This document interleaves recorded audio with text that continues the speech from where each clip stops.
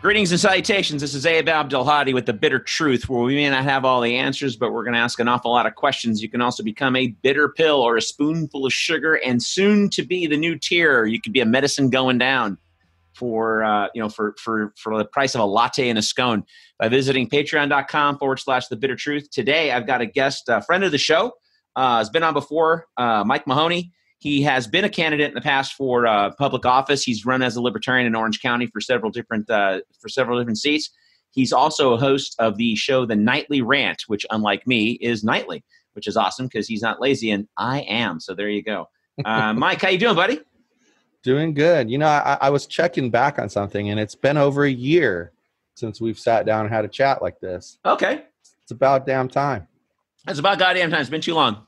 I just hit me the other day. I was going, God, I haven't talked to Mike in a while. I was like, why not? Shit, he's just come back on the show. There's been plenty happening.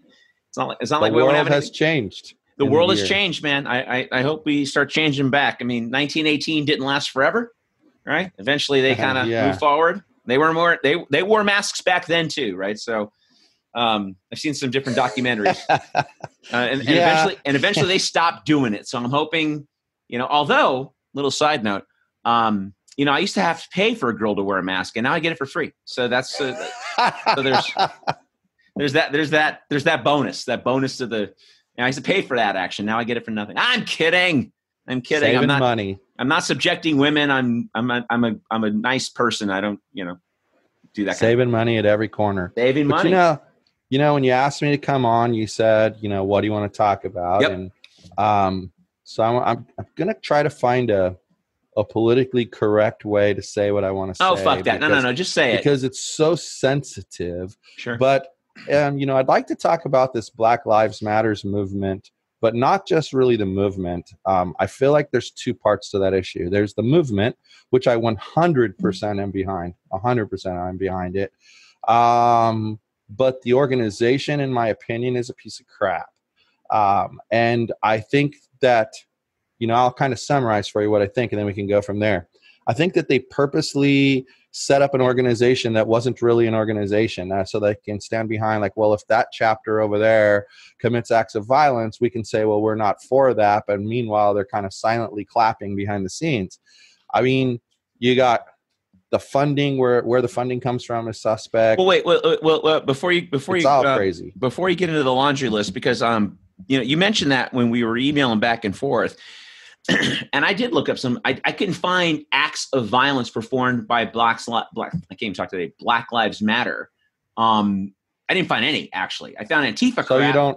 So you don't recall when after the Ferguson riots, them calling for people to go out and kill police officers like that? I didn't find any of that.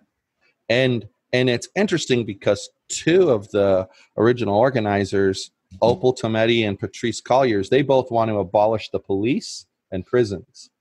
Want them gone. but that was like 5-6 years ago. Where they're at now, and I have no issue with defunding the police, because between the crime bill that Joe Biden got passed in 1994, which he co-authored during the Bush years and couldn't get it passed under HW, but got it passed under Clinton, and the NDAA, which when Obama renewed it in 2011, he gutted habeas corpus and posse comitatus. So, for example, when Trump pulled that fucking stunt at the St. John's Church, everyone was like, how could he do that? Well, because you just gave the dictator's toolbox to a toddler, right? If you gut posse comitatus, now he could use the army as his own personal police force, which is what he did at St. John's Church. And he walked up there, and did you notice he held up the Bible and not the Constitution? Just saying. Well, it's an election year. I know, but fuck that, man. Hold up the you know what? There's this old. I want to take a sidestep really quick, and then get back into your point. There's this old movie that George Clooney directed about 8-9 years ago, probably longer, called The Ides of March. And Beau Willimon, who ended up doing the American version of House of Cards, this was a play he did, and he got it made into a movie. Anyway, there's this great scene where the George Clooney character is given his stump speech in the debates. And if I saw a guy do this, I would vote for him, not even knowing what his policies are. He goes, I don't care what you think of me. I'm not a Muslim. I'm not a Jew. I'm not a Christian. I'm not a Buddhist. The religion I have is the Constitution of the United States. And I'm going, fuck yeah, that's awesome. I would vote for that guy. Nobody ever does that. Because if you do that, they think you're trying to trample on their whatever, the Bible or whatever. The Constitution should be preeminent above anything. Anyway. Well, but then like with this whole BLM thing, like I actually had a long discussion with a young guy, like he was about 22 years old, and I've known him since he was like a year old. And he was shaming people for not, white people specifically, for not posting about BLM on social media. And I said to him, some people aren't comfortable posting about this topic, and shaming them into doing it. What's your victory? So they start posting about things they don't really agree with. Like, why would you do that? Right. But this is where this kind of movement, I mean, it's becoming a political party, first of all. And now they're starting to call BLM the American Communist Party because of the way they're acting. They want to rewrite history. They want to, tear down all these statues. And what the fuck is that about? But hang on a second. And just a real piggyback on your original point about the violence, whatever those guys did in Ferguson, I think they've evolved into not, it's like Sinn Féin of the IRA. They became the political arm of the IRA.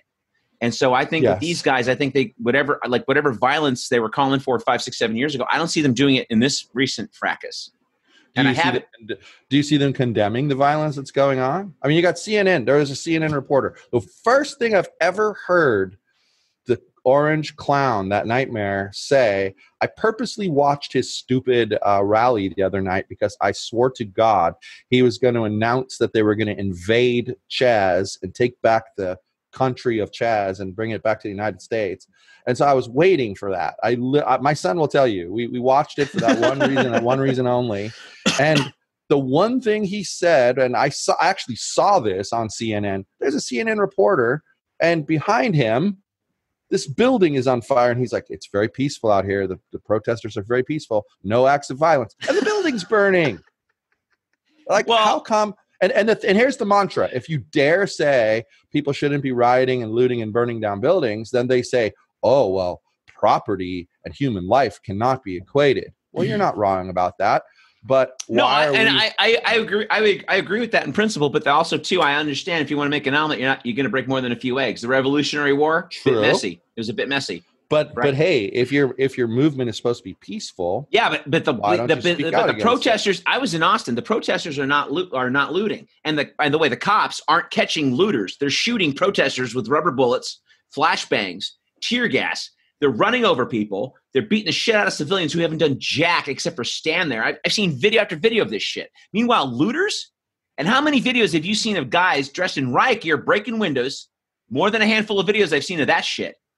And Antifa, I would not be surprised if the FOIA shows up, the Freedom of Information Act, in 2 or 3 years. Some journalist is going to get it and show us that Antifa was a bunch of CIA guys leading a bunch of dumb kids who had a danger level about the level of the Boy Scouts. And then they just got up to the brown shirts in the Weimar Republic. You know what I mean? I agree with you on that because I saw a photograph. It was one of those that's done in a grid with 9 people on it. And they were like the 9 most wanted Antifa criminals, they called them, from the Pacific Northwest. And it basically looked like a punk rock concert that I've gone to in the 80s. Like it literally did. And I thought, no, these guys are not the leaders. There are someone's pulling strings, man, and pushing them in that direction. But here's the thing, okay? At what point I shouldn't put it that way. How did we get to the point where we have the right to peaceably assemble? What makes it that the police can just say, all right, we've had enough. This is over. You need to disperse. Because that's the bigger question. Well, that's the bigger question over the looting, honestly. Because the problem is that the violence against the protesters from the police is happening because the police believe that all they have to do is issue an order that this is no longer a lawful assembly and you have to leave. Right. And you have to leave. I mean, I can tell you, I protested in Huntington Beach on May 1st, and we were not protesting to get haircuts, and we were not protesting to go get a massage, and we were not protesting to open the bar so we could go get a beer. We were protesting because so many people's livelihoods was being destroyed by being closed, while meanwhile big corporations were wide open, and that's bullshit. Like, you should not. If I sell the same product as Target, why is Target open and I'm closed? It doesn't make any sense. So we were protesting that, and we actually had the Huntington Beach Police met with us and they told us, well, when we tell you it's time to disperse, it's time to disperse. And several of us said, if we're standing there and we're peacefully protesting, what's the deal? Why are you going to tell us to disperse? I mean, you don't get to say when the protest is over. Well, I think those police officers respected that because they did things like they closed down a lane of PCH so that we could push out into the street a little bit. Mm-hmm. They respected our space. They didn't get in our face. But at the same time, this was before George Floyd, before they got real hot. Yes. Yeah. Well, and that's another topic. I don't see how anyone could see that video and look the other way. Some of the racist comments that I see coming out of that make me sick to my stomach, because anyone who saw that and thinks everything is okay, they're sick in their head. Seriously. Well, and this is the hypocrisy. When Philando Castile got shot, right? That guy was a registered gun owner. He was reaching into his glove box, telling the officer the entire time. I've seen that video a few times, unfortunately.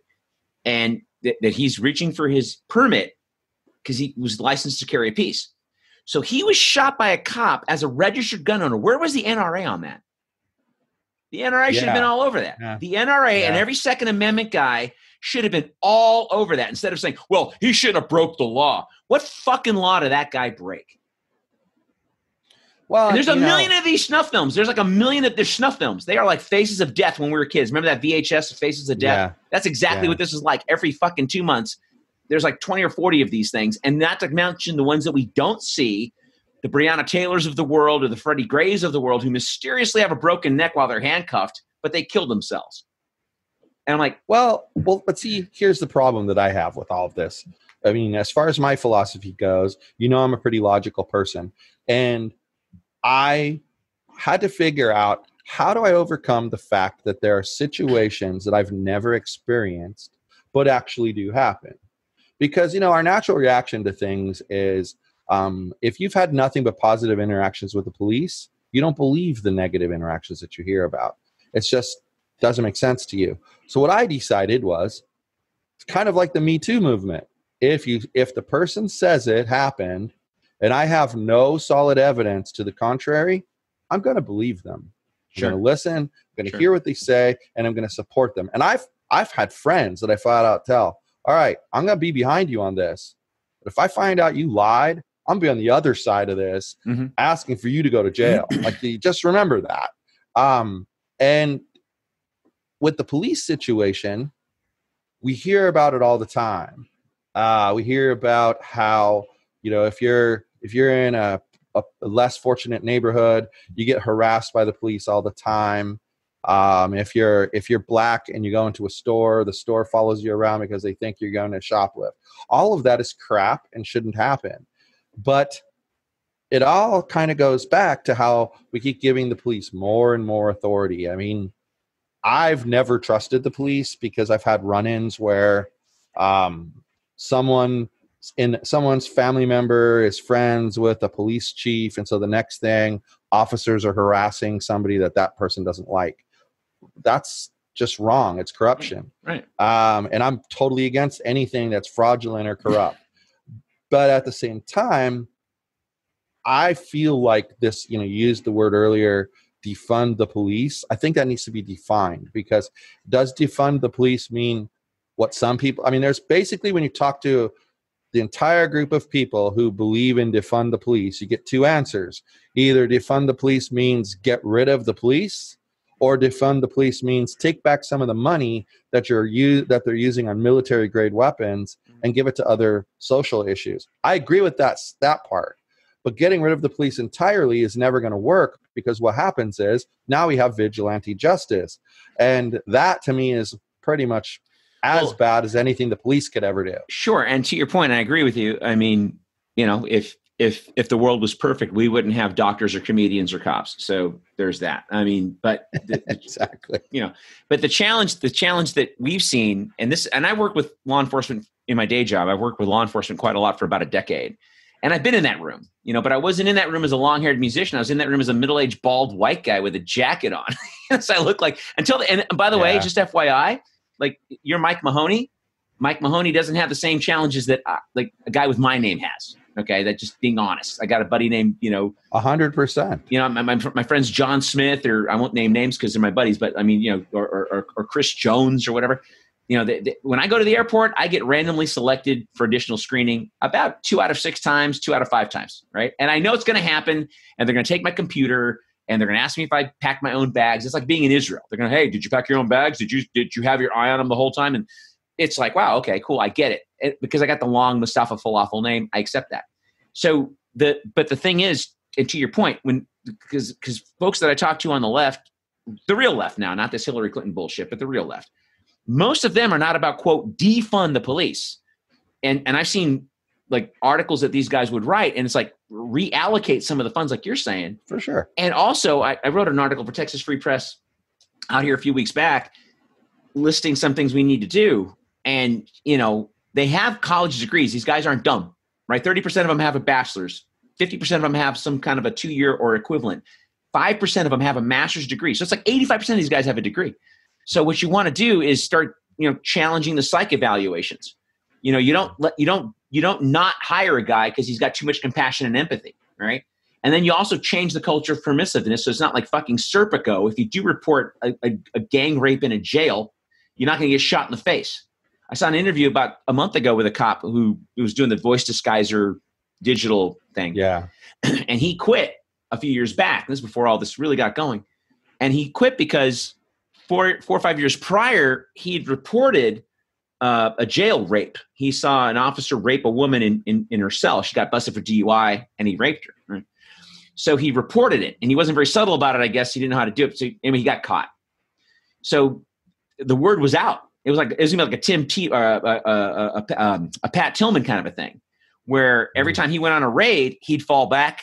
Oh yeah, I got the rear, because he didn't want to get ahead. Because if he got ahead, he'd get shot in the head, and he knew it. Gonna sacrifice him. Yeah. And so when people say, oh, there's a bunch of good cops. Yeah, but if you're not reporting this shit, you're not a good cop. Exactly. Like the George Floyd thing. How in the hell did those other officers allow that guy to lean his knee on his throat for 9 minutes and never once push him away, pull him off, nothing, didn't say anything. So like there's people, I've heard many people say, well, yeah, that officer should go to jail, but the others should not. I don't agree with that. It's accessory to murder. You stood there and watched. But I'll tell you something, Abe, I totally understand, like this white privilege thing drives me crazy because first of all, I didn't ask to be born white. I was just lucky. I won the lottery. But here's the thing, but would you trade places with a black guy? No, I wouldn't. But that's there you go. But that's I truly admit that that's there. I do. I admit that's there. That's all it is. That's all. I'm not going to take a knee and wear chains and do all the stupid shit these guilty liberals are doing. But to not say there's white. But here's the thing, though. You have other experiences that happen. Like you're right. I don't get stopped at the airport because of my last name, but my wife is 26 years younger than me. And you beast. Dating, now you're just rubbing salt in my single-ass, middle-aged, bald wound. I got nobody to love me. But no. Continue. But you're going to love this. When we were dating, you go to first of all, people don't understand how powerful border agents are at every country. Mm-hmm. They know everything about you. And literally, like I can give you one example. One time I went through the border and I was starting a new contract in like 2 weeks. They asked me, so are you still working at? And they named the place where the contract was going to be. Now, the way they knew that was that I had to go through a sheriff's background check. Right. And so it was on the record. But anyway, you get there, you show them your passport, and they say, oh, you got to go to secondary. And then you go to secondary and they say, oh, so why are you here? I'm here to visit my girlfriend. Oh, okay. What's her name? And then you give them the name and they type it in. Now they see her record and they see my record and they see the age difference. You want to know what the dude did? Come in the back with me. You got a computer in there? Yeah. Is there any child porn on there? Whoa! Why? I'm in a t-shirt and jeans. I look like a normal guy. Why do you think there's child porn on my computer? You think there's child porn on my computer because I'm dating somebody who's 26 years younger than me. But she's not. She wasn't 8 years old. They kept me there for 4.5 hours. Oh my God! They went through my phone. They went through my computer. He literally came out, and I'm stupid, but I'm also, but it's just me. He's like, you were this close, and he puts his fingers together to getting sent back to the United States. Well, and I go, why?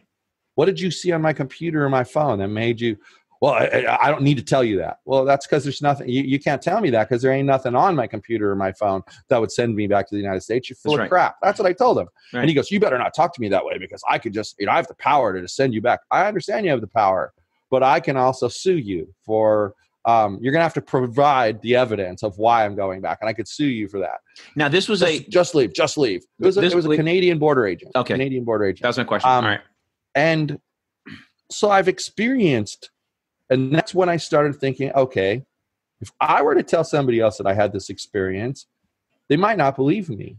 Mm. What do you do? How do you get it to the point where you hear other people? Like, I really don't like the culture today of just because someone's accused of something, they must be guilty of it. I don't like that at all. It's been that way a while. Like it. Yeah. I like it better back in the 70s and early 80s when, it was the accused and the accuser, and they didn't mention names. Now it's like the media's in a hurry to mention who the person. They don't even say alleged anymore.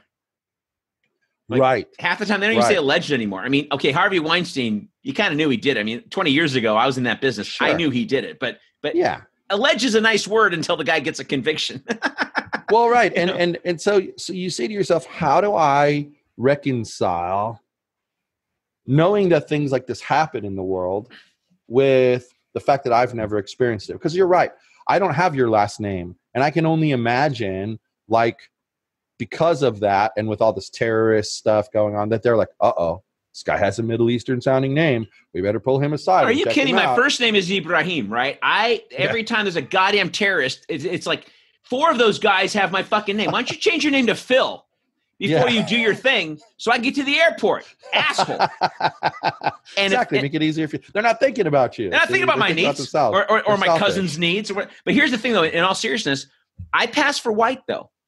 So I get along most of my life, most of the day. I got buddies out here. I got black friends out here, middle-class guys like our age. They wear like sports shirts and they golf, and their names are like Sam and Bob and whatever. They're not like, it's not little Ray, with his pants down his ass. He drives a Lexus. He's got kids. And once or twice a month they'll get followed home for a mile by the cop. And when they finally get stopped, the guy's like, you get license registration. Well, why am I being stopped? Well, just give me your license. And they do that shit. And then they'll say, oh yeah, we just want to make sure you live here.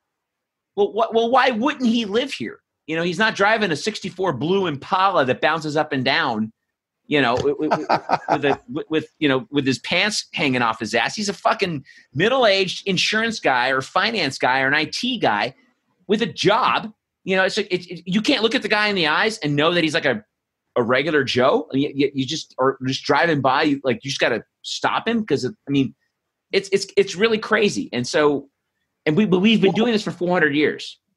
Well, but like to circle back to what started this, we talked about defund the police and what it means. Right. I've decided that I'm not going to run for office anymore. I'm just going to work on political strategy. So I'll work on people's political campaigns and help them with that. And part of why I decided I don't want to run for office is I ran a recall against an extremely corrupt city council member. The evidence is all there.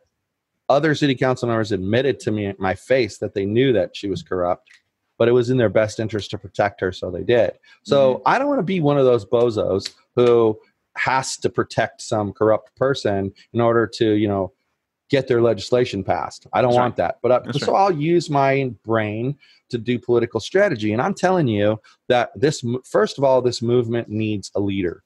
There is where's the Martin Luther King leading the call for this? There is nobody. Right. And the defund the police thing, they need to define the term better, because Martha, that's 72 years old in Wisconsin, she's going to say, get rid of the police? We can't do that. Right. But that's not really what the major message is. The major message is stop letting the police have all these crazy, military grade weapons, retrain the police. It needs to be done. It really needs to be done. When you got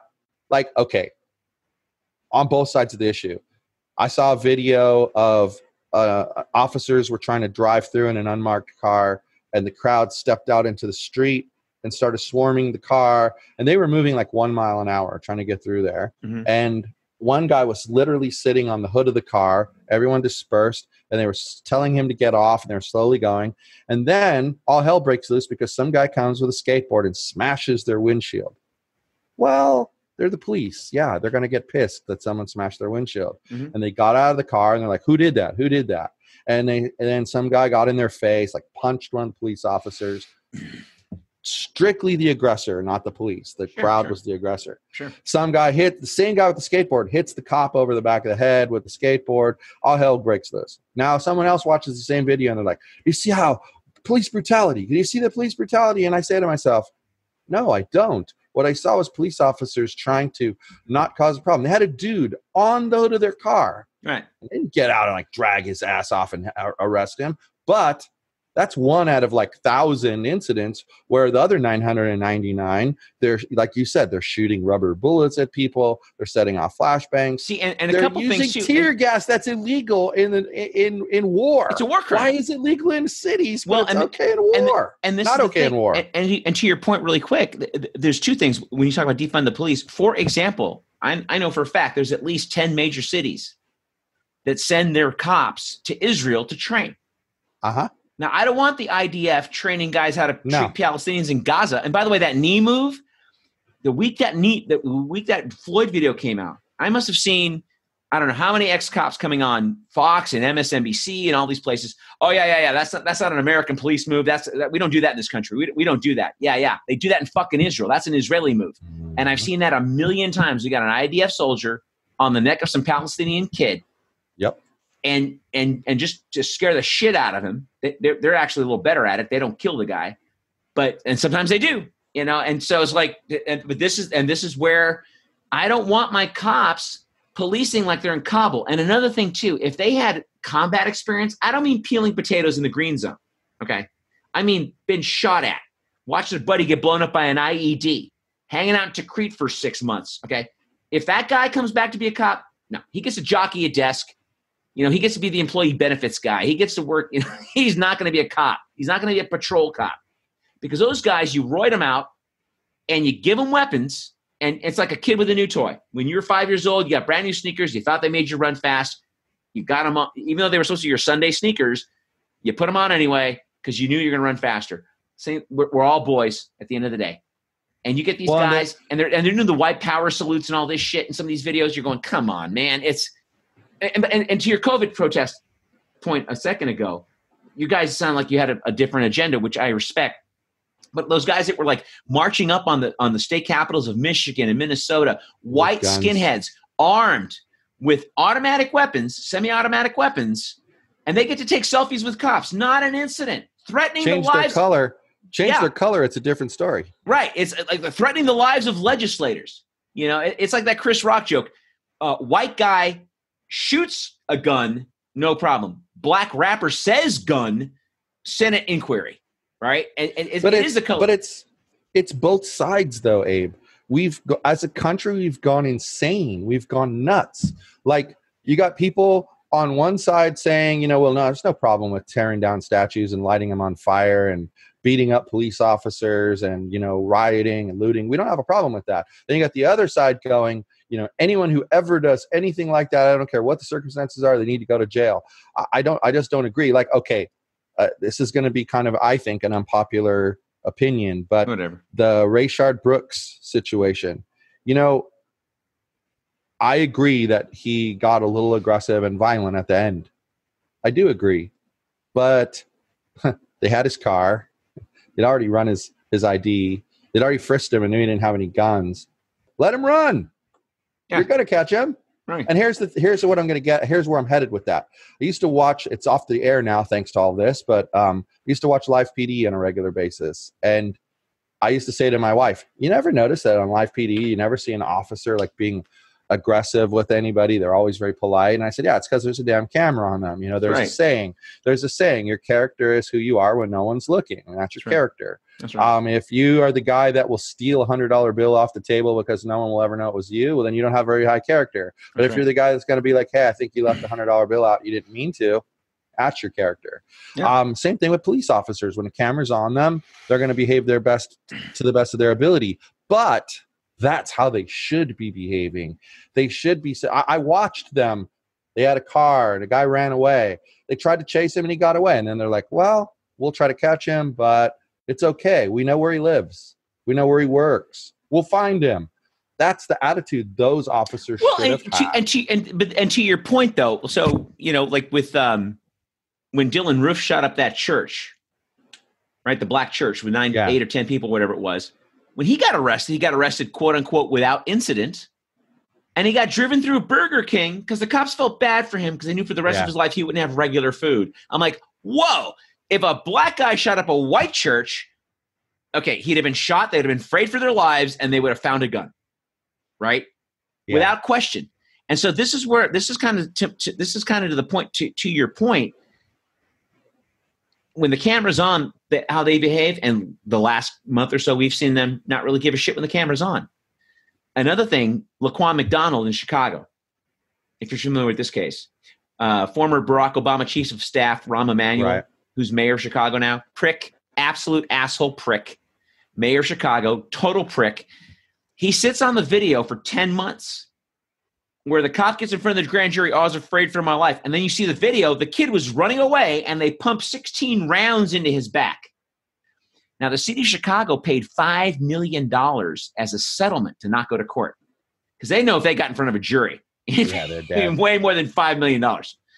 And so all I'm simply saying is another thing, this isn't popular either, you take that money out of the pension. Amen. The taxpayer should not be burdened with paying for some reckless asshole where these spoiled, rotten babies, these mollycoddled toddlers get to do this stuff and expect the taxpayer to pick up the bill. That $5 million should come, and this is why. You and I both agree, I think, on this one topic for sure. We'll never legislate racism, right? I'm never going to sit there and control how a guy thinks or whatever. Right. But if I got his pension on the line, he could be a KKK wearing guy 7 days a week and bang his mother 9 times on Sunday. He will tap that guy on the shoulder when his knee is on someone's neck because now it's his ass, right? Because the thing is, the whole purpose of laws in general is not, people say, why do we need more gun control laws? Criminals will be criminals and they'll get guns anyway. You're right, they will because they're criminals. But what it does is I believe in society, there's a small percentage of people who are going to be, commit crimes no matter what. And there's a small percentage who never will. And then there's the rest of us in between. But what keeps us honest is the fact that I don't know about you, but I don't want to lose my freedom and go to jail. That's right.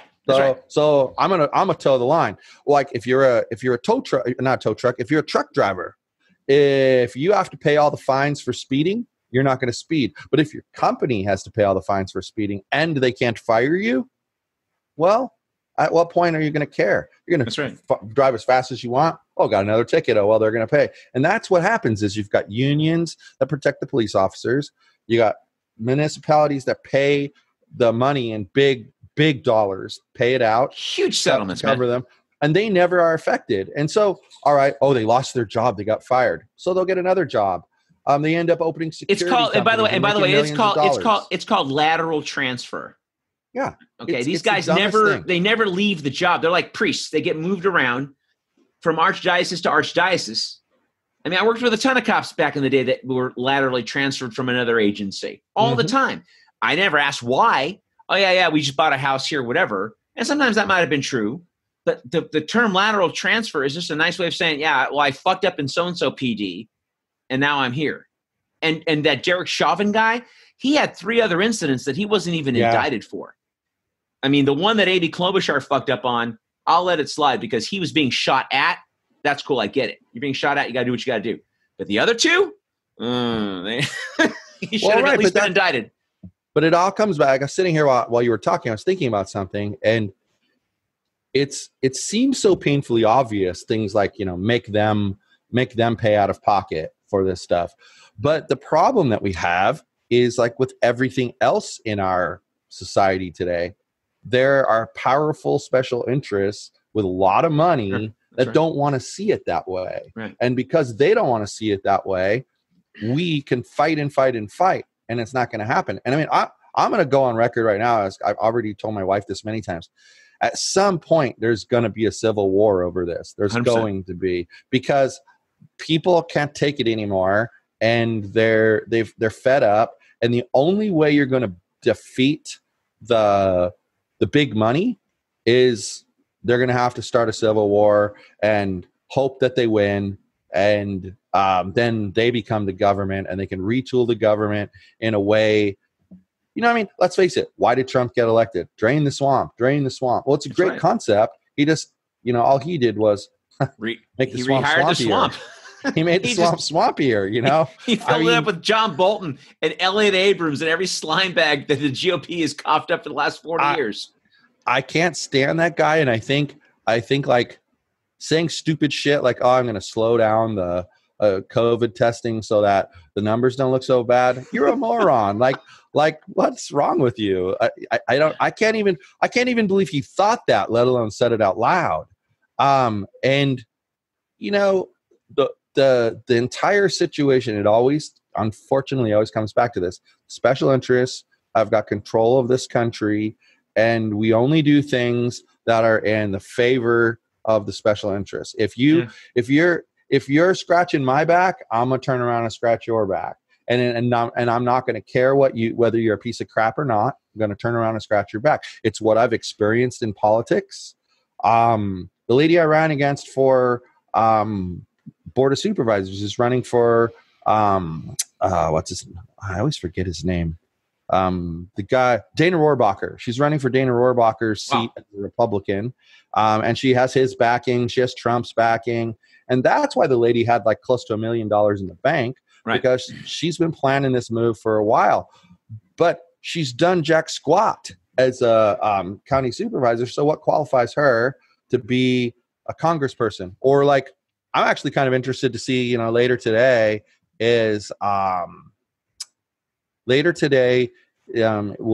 polls will close in New York, and we'll see if AOC made it through the primary or not. But like, that's a cuckoo lady that needs to go as well, because like, someone asked on Twitter, well, what qualified? She's so qualified because people know her name. Oh my God. Oh, but what did she do to get that qualification? Nothing. She's smart. She speaks out. She's got a big mouth, and so people. Yeah, but she's a hypocrite who will sell you out faster than Bernie Sanders at a toilet paper convention. Okay, so it's just like she had 3 weeks of anything meaningful, and it was when she took the Sunrise Movement when she was first elected, went into Nancy Pelosi's office and did a sit-in because she was trying to push this Green New Deal. That was the first 3 weeks. And after that, they were like the mafia. They took her in the back room. Yeah. They got her mind right. And by March of her first term, she was posing on Rolling Stone and Vanity Fair with the other sellouts with Nancy Pelosi. And now she calls Nancy Pelosi Mama Bear. Like, I'm sorry. You're not supposed to be cozy with these people. And you're not – okay, you've done it. I've never run for office. I managed a campaign back in the 90s for a buddy of mine who was running for city council Pasadena, but I never run before. And the one time I toyed with it a few years back for about 3 weeks, I realized I don't play well with others. This is not going to work. And you and me both. and the only way, unless you're like you and you got integrity, and then you got people forces marshaled against you, kind of a thing, because you're not going to play ball. Unless we change the inherent nature of this system, we're going to keep getting the same fucking thing. There's no way it's going to change. So the Greens and Libertarians can keep doing this, circular firing squad thing with each other and say that, oh, so-and-so is not pure or whatever. But unless they get their shit together and take advantage of this moment of history, which almost happened a few years back, right? There's just so many things against people to actually run the government. And so you got to do it like what the French are doing, right? Like, for example, the French protests almost 2 years now. They didn't come out with this big laundry list of things. It was like one thing at a time. And when they got Macron to give in, okay, cool. Now here's the next thing. And they showed up every weekend like clockwork. And cars got flipped. And stores got but one at a time. One at a time. So approach each issue. Yeah. So with this BLM thing, if we get to the point where we do have true police reform, well, what's next? Say it, UBI, Medicare, whatever. But you protest for that shit until you get it. And you do what other countries do and make lobbying illegal. Yeah, we're the only industrialized world where it's perfectly legal. Lobbying is not called bribery; it's called lobbying, and it's perfectly legal. That's a big one. And we got to wrap up here in a couple of minutes. But even Trump, even a stop clock can tell the time right twice a day. When Trump came into office, his first thing was, if you've served public office, you can't lobby for 5 years. You can't join a firm for 5 years. I thought, whoa, what a great idea that is. Nobody. There's no bill in the House. There's no bill. There's no guy in the Senate going, that's a great idea. Let's, because if you're like Dick Grant or Dick Gephardt, you walk right out of the Senate when you lose your election, and you get a $2 million a year job for a pharma lobbying company. Yeah, exactly. I mean, to what you're saying, it's 100% true. And it's all related. It's the whole thing is related. Like you got Black Lives Matters, and like one of the things I didn't get a chance to mention is like their three biggest funding sources are George Soros, Rob McKay, who is like the heir of Taco Bell, and Democracy Alliance. And like, why is it that when you donate money to Black Lives Matters, it goes to a Democrat fundraising agency that takes 5% off the top? I mean, I want to see the money go to them and have them do what they want to do with their money, not be a puppet for any party. And that's the thing I say lately. That's a kind of common thing I say, any party, because I don't want to say the Democrats, because then people say, oh, you're a Republican. And I don't want to say the Republicans because they say, oh, you're a Democrat. Well, that was going to be my next point. That was going to be my next point. Is the Dorr Brothers and the Koch brothers and the Heritage Foundation, not to say that you guys are funded by these guys, but almost every one of these Open Up America movements, like to the website, to the state, were funded either by the Dorr Brothers, the Koch brothers, or the Heritage Foundation. And you click through their Facebook posts, and it goes right to a link. And the Dorr Brothers, if you don't know who they are, they think the NRA is too liberal. That's who the Dorr Brothers are. Yeah. So it's like, you're right. So it's just like, so to your point, and Soros, he'll always show up. But everyone talks about Soros. I'm going, well, what about the goddamn Dorr Brothers and the Koch brothers? Those guys fund shit too. Right. It's like they're funding. This is the point, is they're funding things. Well, that's the money and special interest that I'm talking about. Yeah. And that's what needs to be defeated. And unfortunately, I'm not sure in my lifetime that I'll actually see it happen, but I'm hoping that I see progress towards it. I mean, I will say this, I've said it, and I'm only going to say this on the air because he'll listen. But like my youngest son, I'm super proud of him because throughout all of this, he hasn't allowed anybody to sway his opinion one way or the other. Good. He looks at each situation as like its own little myopic thing, and he makes a decision based off of that. And each of those things has become a building block towards his overall opinion. And I'm super proud of him because as a 16-year-old kid, it's easy to bow to pressure. Yeah. And he's not. And so I feel like success. As a dad, I did something good and got him to think independently. Yeah. And I told him the other day, I said, I don't want you to think like dad. I don't want you to think like mom. I want you to think like Mitch. Perfect. That's who you are. Right. Think like that. End of story. So I don't know. I've had a good time talking to you today. You too, man. Hey, listen, and wrapping up. Let's not let an entire year go. No, man. Let's do another few. let's do it again in a few weeks because things are going to change. And as we're wrapping up, I saw a great Nietzsche quote the other day. There are two types of people in this world: those who want to believe and those who want to know. So it's like your kid that says it all. Your kid sounds like the latter. So says it all. Good job. Well, hey, listen, guys. My guest has been Mike Mahony. And again, his show is called The Nightly Rant. You can catch it on all the major podcast addicts, Spotify, doo-dah, name it. It's there. He runs a great show. It's not as long as mine, so you'll enjoy it better. And but listen, in wrapping up, again, patreon.com/thebittertruth. And if this stuff makes you uncomfortable, it's supposed to. Sleep tight.